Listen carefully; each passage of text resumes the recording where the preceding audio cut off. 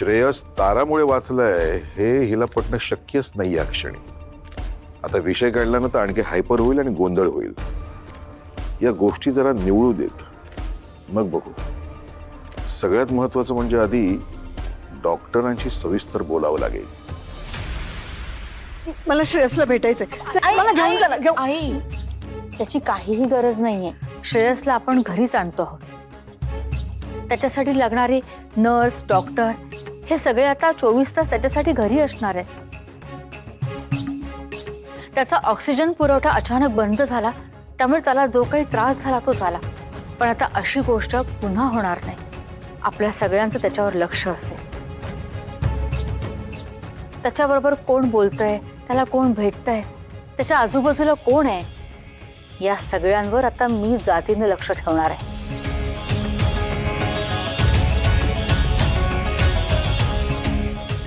आई, आता श्रेयस घरात अगदी सुरक्षित असणार आहे.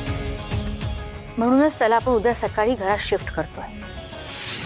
अगं पण आता तो एकटा आहे ना हॉस्पिटलमध्ये. त्याला हॉस्पिटलमध्ये धोका आहे असं म्हणतायत ना. मग त्याला एकट्याला सोडून कसे आलात तुम्ही? कोण आहे श्रेयस बरोबर आता?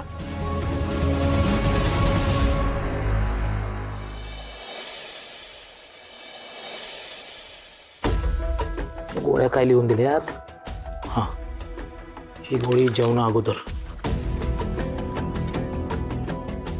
सकाळ, दुपार, संध्याकाळ. मामा, हा बाळा. आराध्या कुठे?